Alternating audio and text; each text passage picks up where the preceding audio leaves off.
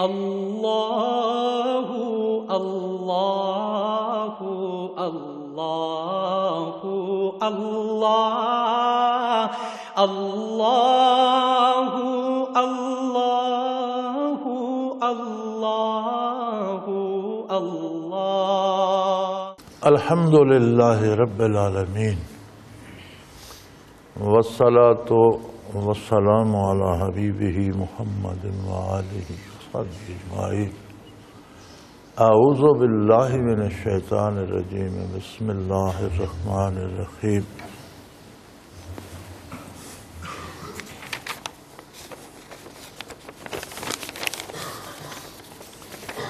آپ کے سوالات کی باری ہے۔ یہ سوال ہے، حضرت ذوالنون مصری کا قول ہے کہ عارف وہ شخص ہے جس کا نور معرفت اس کے نور ورع کو نہ بجھا دے۔ نور معرفت نور ورع کو کیسے بجھا سکتا ہے؟ کیا نور معرفت بذات خود نور ورع کا باعث نہیں؟ گزارش یہ ہے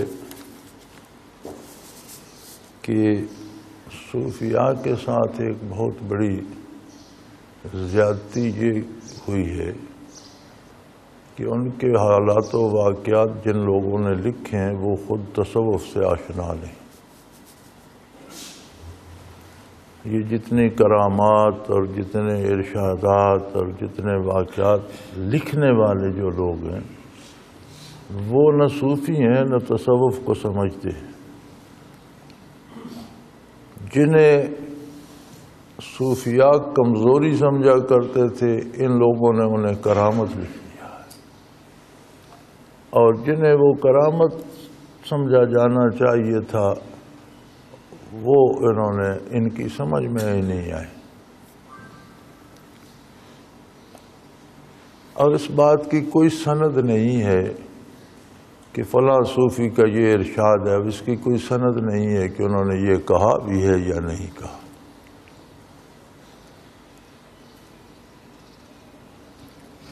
تو اگر الفاظ پہ بحث کی جائے تو نور ورع یہ ہے کہ جو کام جتنے خلوص سے حضور کی اطاعت میں آپ کریں گے اس سے نور پیدا ہوگا۔ جتنی کوئی نافرمانی کرے گا اتنی ظلمت پیدا ہوگی۔ اب اس کی مثال ایسی ہوتی ہے کہ وہ ظلمت یا نور نہ صرف اس بندے کو متاثر کرتا ہے بلکہ اس کے متعلقین کو متاثر کرتا ہے، پھر ماحول میں پھیلتا ہے، حتیٰ کہ پوری کائنات میں اس کا اثر جاتا ہے۔ جیسے ایک تالاب میں کنکری پھینکیں تو دائرے بننے شروع ہوتے ہیں، وہ دوسرے سرے تک جاتے ہیں۔ اللہ کریم کا نظام ایسا ہے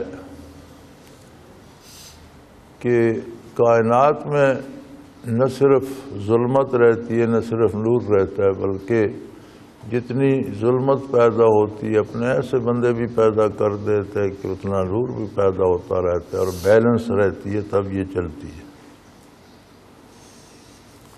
اب نور ورع تو کردار کی وجہ سے جو نور پیدا ہوتا ہے وہ ہے۔ نور معرفت یہ ہے کہ ذات باری کی جتنی معرفت نصیب ہو، اس کی عظمت کا جتنا ادراک ہو جائے، اس کی عظمت کا جتنا احساس ہو جائے، جتنا یقین ہو جائے کہ میں مخلوق ہوں اور میرا خالق ہے، میں مربوب ہوں، میرا رب ہے، میرے وجود کے ایک ایک ذرے کا نظام اس کے دست قدرت میں ہے، اس نے مجھے موقع دیا ہے، آزادی دی ہے، انتخاب کرنے کا حق دیا ہے کہ میں اس کے نبی صلی اللہ علیہ وسلم کا اتباع اختیار کرتا ہوں یا نافرمانی اختیار کرتا ہوں۔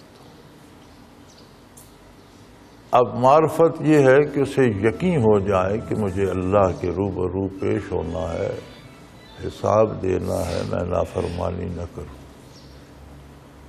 عدم معرفت یہ ہے کہ اسے یہ احساس و ادراک ہی نہ ہو اور جو جی میں آئے کرتا رہے۔ تو نور ورا جو ہے یہ نور معرفت کے پیدا ہونے کا سبب ہے،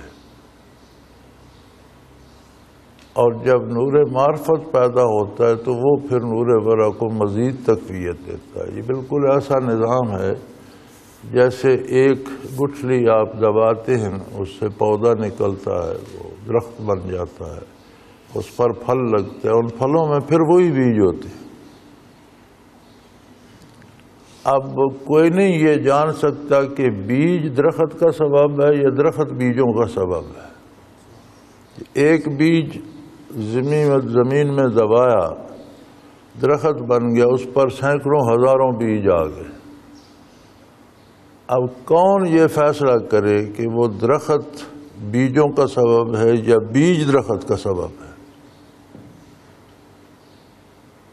یہی حال معرفت اور ورا تقویٰ کا ہے۔ تقویٰ معرفت کا سبب ہے یا معرفت تقویٰ کا سبب ہے؟ بنیادی طور پر انسان تقویٰ کیوں اختیار کرتا ہے؟ ایمان لاتا ہے نبی پر، نبی صلی اللہ علیہ وسلم کے ارشادات سے اللہ پر ایمان لاتا ہے، اس کی عظمت پر ایمان لاتا ہے، اسے حساب کتاب کا اندیشہ ہوتا ہے، تو پھر وہ نیکی کرتا ہے۔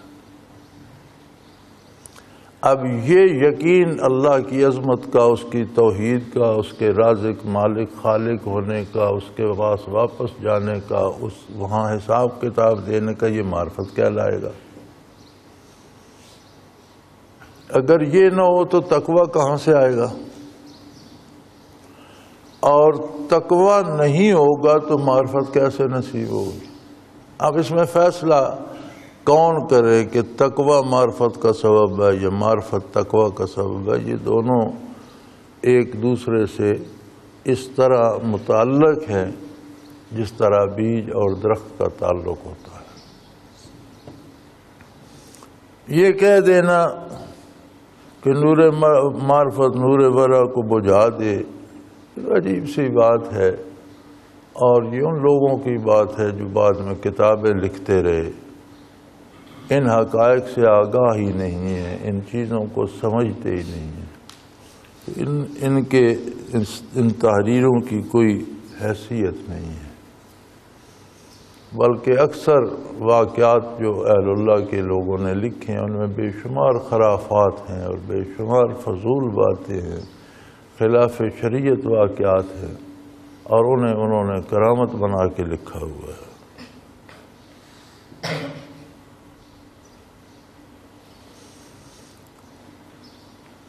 دوسرا سوال ہے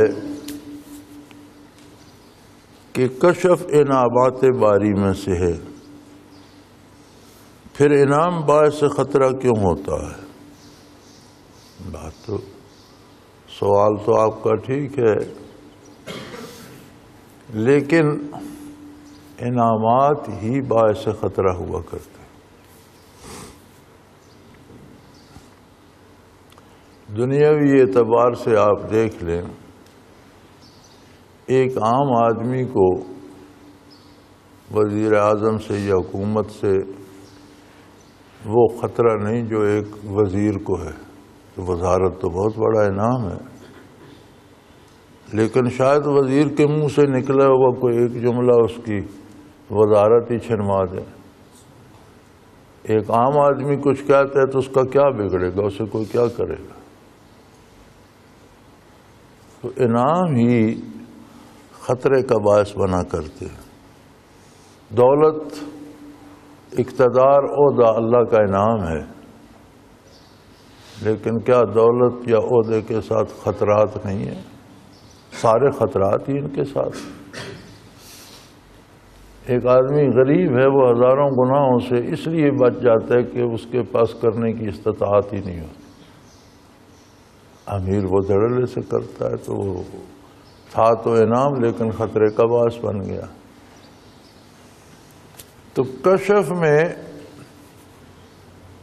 جو خطرہ ہے وہ یہ ہے کہ کشف انبیاء علیہ الصلاۃ والسلام کا وحی الہی ہوتا ہے، بلکہ نبی کا خواب بھی وحی الہی ہوتا ہے۔ علماء جو ہیں تصوف کے اور اس فن کے، وہ فرماتے ہیں کہ جو کشف اور مشاہدہ نبی کو ہوتا ہے باتباع نبی کی اطاعت کر کے، نبی کا اتباع خلوص دل سے کر کے، ولی کو بھی کشف وہی چیز وہی دکھائی جاتی ہے، اس کا کشف غلط نہیں ہوتا، سمجھنے میں اسے غلطی لگ سکتی ہے۔ ہم میں کمزوریاں ہیں، ہم ظاہری آنکھ سے بھی دیکھتے ہیں تو سمجھتے ہیں وہاں اونٹ کھڑا ہے، قریب جاتے ہیں تو وہ جھاڑی ہوتی ہے۔ کئی بار ایسا ہوتا ہے کسی بندے کو ہم پکڑ لیتے ہیں، بھائی بات سنو، تو جب پلٹ کے دیکھتا ہے تو ہم کسی اور کی غلط فہمی میں تھے، وہ بندہ کو اور ہوتا ہے، پھر معذرت کرتے ہیں بھائی میں بھول گیا۔ تو جس طرح ہمیں ظاہری نگاہوں کو دھوکے لگتے ہیں، نبی ان دھوکوں سے محفوظ ہوتا ہے، ولی کو یہ دھوکے لگ سکتے ہیں۔ لہذا ولی کے کشف کا معیار یہ ہے کہ جو چیز اسے کشف میں نظر آئے وہ نبی کے ارشادات کے دائرے کے اندر ہو تو درست ہے۔ اگر نبی صلی اللہ علیہ وسلم کی بات سے ٹکراتی ہے تو نبی کی بات حق ہے اور اسے کشف میں دھوکہ لگا۔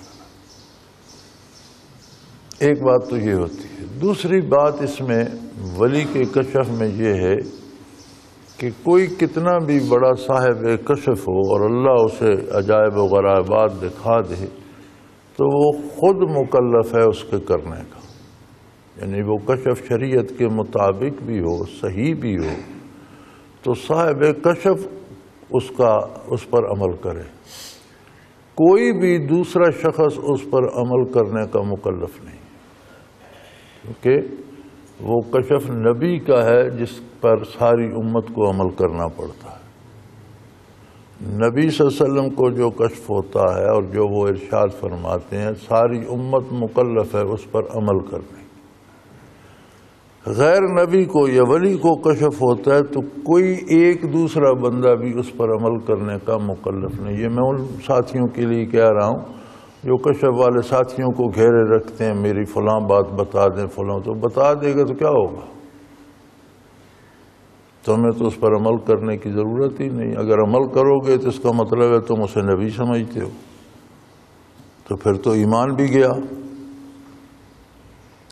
کسی صاحب کشف سے آپ پوچھتے ہیں، وہ بتاتا ہے اس طرح کرو، آپ کریں گے اور اسے صحیح مانتے ہیں تو پھر آپ اس کو نبی مانتے ہیں، تو ایمان بھی گیا، فائدہ کیا ہوا؟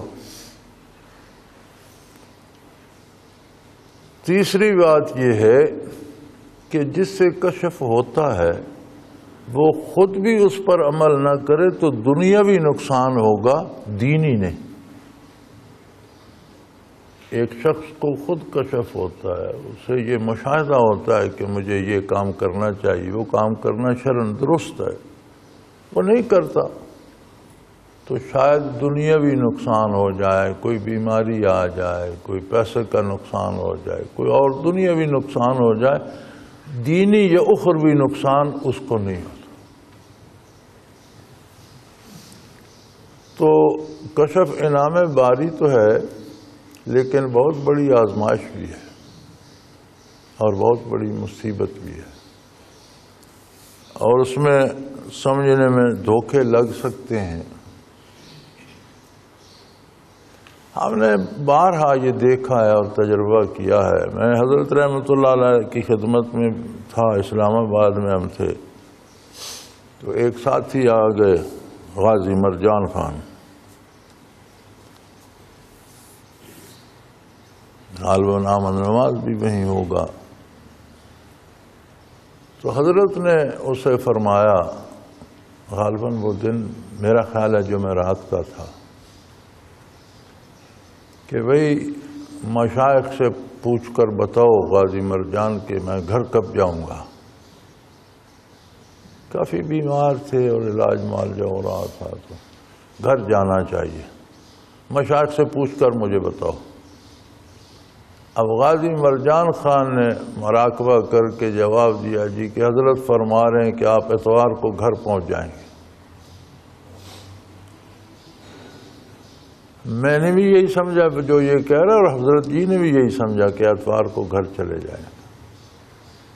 میں اجازت لے کر آ گیا کہ جمعہ یہاں پڑھنا تھا اور ہفتے کا پروگرام میں نے بنایا کہ شکار پر جائیں گے اور کوئی اڑیال شکار کر کے حضرت جی کے لیے اسلام آباد لے جائیں.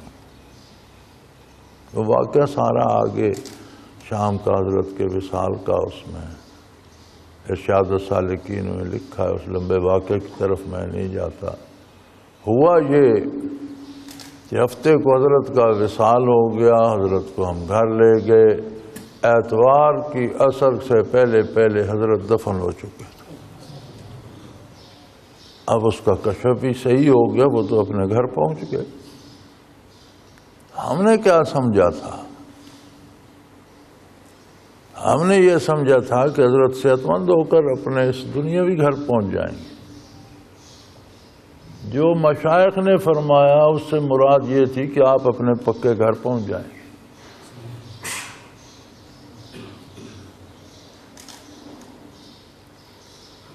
تو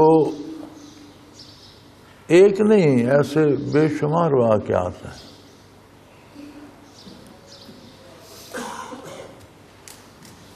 تو کشف میں اس کی تعبیر کو سمجھنا یا پانا بھی ایک فن ہے. کشف ہو سکتا ہے لیکن اس کی تعبیر سمجھنا ایک الگ فن ہے، شعبہ ہے. خواب ہر بندہ دیکھ سکتا ہے لیکن ہر بندہ اس کی تعبیر نہیں جانتا.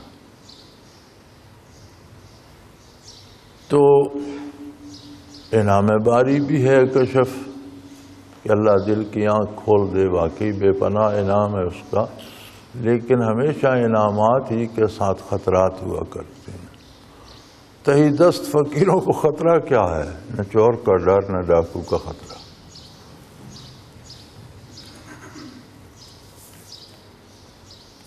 تیسرا سوال ہے وحدت الوجود اور وحدت الشہود کی حقیقت کیا ہے؟ بڑا مشکل پرچہ ہے بھائی آج کا. یہ غالباً آپ بھی روز میرا امتحان لیتے ہیں.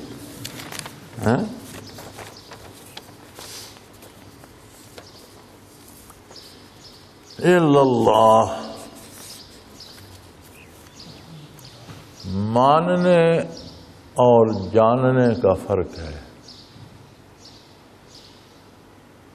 ایک شخص مانتا ہے کہ وہ آگے ایک شہر ہے. ایک شخص اس شہر سے ہو کر دیکھ بھال کر آتا ہے. جس نے دیکھا بھالا وہ جانتا ہے. جس کو یہ علم ہے کہ آگے شہر ہے وہ مانتا ہے. یہ ماننے اور جاننے میں فرق ہوتا ہے. علماء ظواہر نے مانا اللہ واحد ہے، لا شریک ہے، ہمیشہ سے ہے، ہمیشہ رہے گا، باقی ہر چیز فانی ہے، اس نے پیدا کی پیدا ہوئی، وہ فنا کر دے گا فنا ہو جائے گی. جسے باقی رکھنا چاہتا ہے رکھے گا، جسے نہیں رکھنا چاہتا وہ مٹ جاتی ہے. یہ سارے علماء مانتے ہیں، ہر مسلمان مانتا ہے. لیکن کسی کو اللہ کا قرب اس قدر نصیب ہو کہ اسے معرفت الہی اس درجے کی ہو جائے کہ وہ جانتا ہو، تو ظاہر ہے جاننے اور ماننے میں فرق تو ہوگا. اب جس نے تجلیات باری جس طرح کی اللہ کو منظور ہوا، جتنی اسے استعداد بخشی اس طرح کی دیکھی، عظمت باری سے آشنا ہوا، تو وہ اس حقیقت تک پہنچ گیا کہ حقیقتاً وجود صرف اللہ کا ہے. باقی جتنے ہیں یہ عارضی ہیں، بنانے سے بنے ہیں، قائم رکھنے سے قائم ہیں، جب وہ انہیں چھوڑ دے گا تو یہ مٹ جائیں گے۔ کوئی وجود ذات باری کے علاوہ ایسا نہیں جو اپنے آپ کو قائم رکھ سکے۔ ایک ذات ہے اللہ کی جو اپنے آپ میں قائم ہے، کسی کی مدد کی ضرورت نہیں، ہمیشہ سے ہے، ہمیشہ رہے گی، اور اس کی ذاتی صفت ہے کہ وہ قائم ہے، کسی کی مدد سے قائم نہیں۔ باقی کائنات میں آسمان ہو، عرش ہو، جنت ہو، دوزخ ہو، زمینیں ہوں، مخلوق ہو، تنکا ہو یا درخت ہو، ہر چیز اس کے قائم رکھنے سے قائم ہے، ورنہ اس کا کوئی ذاتی، اس کی کوئی حیثیت۔ تو شیخ اکبر محی الدین ابن عربی رحمۃ اللہ تعالی علیہ نے یہ جملہ فرمایا کہ وجود ایک ہی ہے، وحدت الوجود، جو باقی رہنے والا ہے اور جو باقی ہے اور ہمیشہ سے ہے، ہمیشہ باقی نہ ہونے کے برابر۔ مراد تھی وحدت الوجود سے یہ کہ ایک واحد وجود ہے جو ہمیشہ سے ہے، ہمیشہ رہے گا، حقیقتاً جو موجود ہے۔ باقی سائے ہیں، خوابیں ہیں۔ جس طرح انسان کی زندگی میں سائے کا سورج نکلا تو سایہ ہے، ڈھلتا گیا، سورج ڈوب گیا، سایہ ختم ہو گیا، یا خواب ہے، دیکھا، نیند ٹوٹی، خواب بھی ختم ہو گیا۔ تو باقی جتنے وجود ہیں وہ اللہ کے قائم رکھنے سے قائم ہیں۔ اگر وہ اپنی طاقت سلب کر لے تو مٹ جائیں گے۔ تو فرمایا وحدت الوجود کہ ایک واحد وجود ہے، باقی سب سائے ہیں، خوابے ہیں، ان کا ہونا نہ ہونا برابر ہے۔ بات تو حق تھی، لیکن نااہلوں کے آگے چڑھی جب اور نااہلوں تک پہنچی تو انہوں نے اس کا مطلب یہ لیا کہ ہر وجود ہی اللہ ہے۔ بات کیا تھی، کیا سے کیا ہو گئی کہ ہر وجود ہی اللہ ہے جی، کوئی اللہ سے الگ نہیں، ہر وجود، ہر شے، ہر درخت، ہر پتھر، ہر بندہ، ہر جانور، سب اللہ ہے۔ اب بھلا یہ تو مراد نہیں تھی، لیکن بات اہلوں تک رہتی تو نااہلوں کے پاس پہنچی تو انہوں نے الٹا مطلب نکال لیا۔ تو اس کی اصلاح فرمائی حضرت مجدد رحمۃ اللہ تعالی علیہ نے، اور انہوں نے فرمایا کہ وحدت الوجود کا لفظ ہی چھوڑ دیا جائے، اس سے عوام کو دھوکہ لگتا ہے، گمراہ ہوتے ہیں۔ تو وحدت الشہود کہا جائے کہ یہ جتنے وجود کائنات میں یہ ایک بات پہ گواہی دیتے ہیں کہ اللہ باقی ہے، باقی سب کچھ فانی۔ یعنی جتنے وجود آپ کو نظر آتے ہیں، ذرات، پتے، تنکے، گھاس پھوس، انسان، حیوان، کسی کا مطالعہ کریں تو وہ اپنے خالق و مالک کی عظمت پہ گواہ ہے۔ یعنی ہر وجود اس بات کی شہادت دیتا ہے کہ اللہ ہے اور ہر چیز پہ قادر ہے۔ تو حضرت مجدد رحمۃ اللہ تعالی علیہ نے یہ متبادل پیش فرمایا کہ وحدت الوجود نہ کہا جائے، وحدت الشہود کہا جائے کہ ہر وجود ایک ہی گواہی دیتا ہے کہ اللہ واحد ہے، لا شریک ہے، ہر چیز پہ قادر ہے، ہمیشہ سے ہے، ہمیشہ رہے۔ یہ اتنی مختصر سی حقیقت ہے ان دونوں جملوں کی۔ اب اگر آپ لائبریریاں دیکھیں تو وہ بڑی بڑی لائبریریاں اتنی بڑی کتابوں سے بھری پڑی ہیں، اور ان جملوں پہ اتنی بحث کی گئی ہے کہ بندے کو کک سمجھ نہیں آتی کہ کہاں سے کہاں چلا گیا۔ جتنے پڑھتے جائیں گے اور الجھتے جائیں گے، مسئلہ حل نہیں ہوگا۔ اور بڑے بڑے لوگوں نے بڑی بڑی اتنی موٹی جلدیں، کئی جلدوں میں کتابیں لکھی۔ بعض حضرات نے پھر کفر کے فتوے شائع کیے، بعض حضرات نے کہا گناہ ہے، پتہ نہیں کیا کیا تماشے بنتے رہے۔ بات چھوٹی سی تھی، لیکن مصیبت یہ ہے کہ یہ ان لوگوں کے لیے تھی جنہیں اللہ نے علوم ظاہری سے بھی مشرف فرمایا، اور علوم اور کیفیات قلبی بھی عطا فرمائیں۔ یہ جملے ان کے تھے، ان کو سمجھنا ہے اور وہ سمجھتے ہیں۔ عام معمول کے جملے ہیں، ان میں کوئی نہ عیب ہے، نہ گناہ ہے، نہ کوئی عجیب بات ہے، حقائق ہیں، دونوں میں حقیقت ہے۔ یہ بھی سچ ہے کہ قائم بالذات صرف اللہ کا وجود ہے، باقی اس کے قائم رکھنے سے قائم، یہ بھی سچ ہے۔ اور یہ بھی سچ ہے کہ ہر وجود اپنی ذات میں اللہ کی قدرت پہ گواہ ہے، جس کا تجزیہ کر۔ بات تو دونوں سچ ہے اور عام سی بات ہے، لیکن ان کے لیے عام ہے جنہیں اللہ نے بصارت بھی دی، بصیرت بھی دی، علم ظاہر سے بھی نوازا، علوم قلبی بھی عطا فرمائے۔ اب جن کے پاس ایک طرف کا علم ہے،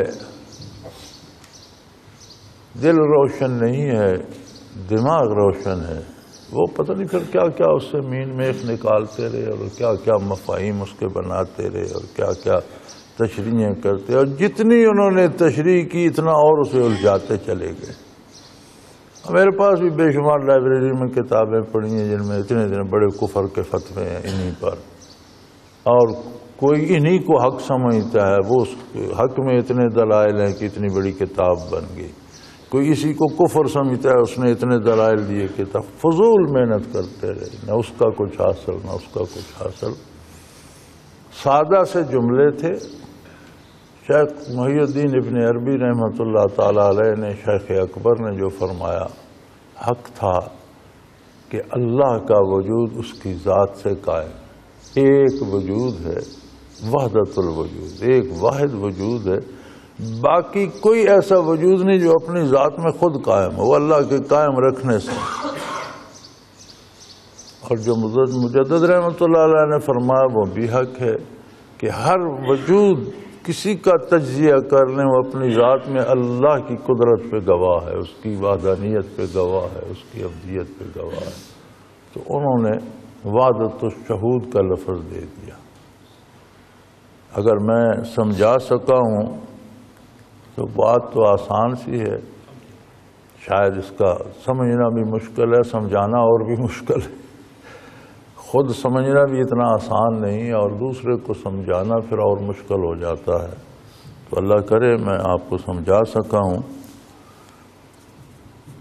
تو یہ سادہ سی حقیقت ہے، اس کے افسانے جو ہیں وہ بہت طویل، بڑے لمبے اور بڑی بحثیں نکل گئی ہیں۔ اللہ کریم ہدایت نصیب فرمائے، ہدایت پہ قائم رکھے، اپنے نیک بندوں کے ساتھ موت دے اور اپنے نیک بندوں کے ساتھ حشر کرے، آخرت کی شرمندگی سے بچائے، موت کی سختی اور قبر کی تنگی سے محفوظ رکھے۔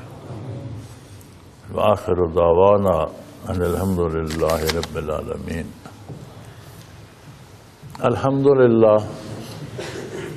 الحمدللہ رب العالمین، والصلاة والسلام علی حبیبہ محمد وآلہ وسلم۔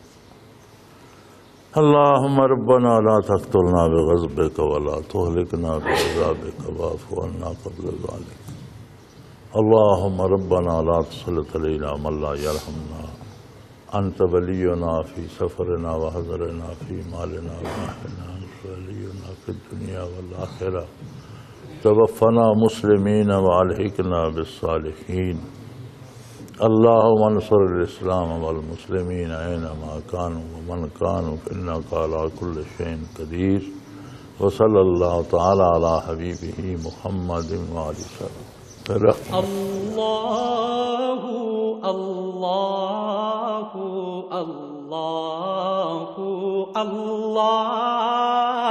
اللہ اللہ اللہ اللہ اللہ۔ حضرت امیر محمد اکرم آوان مد ذلہ العالی دارالعرفان منارہ ضلع چکوال میں سالہ سال سے قرآن و حدیث کے اوپر خطابات کر رہے ہیں اور سلسلہ نقشبندیہ اویسیہ کے مطابق لوگوں کو ذکر الہی کی تربیت دے رہے ہیں۔ وہ قرآن پاک کی تفسیر ترتیب وار بیان کر رہے ہیں۔ تفسیر قرآن کو وہ موجودہ ملکی اور بین الاقوامی حالات کے مطابق بیان کرتے ہیں۔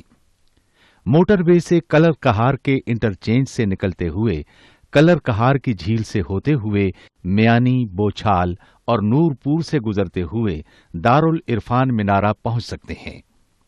حضرت امیر محمد اکرم آوان نے بچیوں اور بچوں کی دینی اور دنیاوی تعلیم کے لیے سقارہ اکیڈمی کے نام سے ایک درسگاہ بھی قائم کی ہے، جس کا افتتاح ملک پاکستان کے صدر جنرل محمد ضیاء الحق نے اپنے دست مبارک سے کیا تھا۔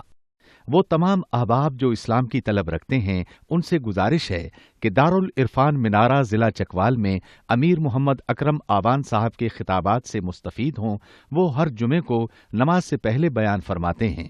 ہر ماہ کی پہلی اتوار کو ماہانہ اجتماع ہوتا ہے جس میں آپ خصوصی خطاب فرماتے ہیں اور پاکستان کے چاروں صوبوں سے احباب اس اجتماع میں شرکت کرتے ہیں۔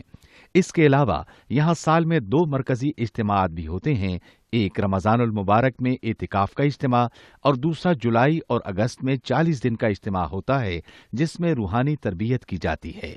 اپنا خون سیماب دے کر اتنا ہم کر جائیں گے، نام آقا کا چمن میں پھر رقم کر جائیں گے۔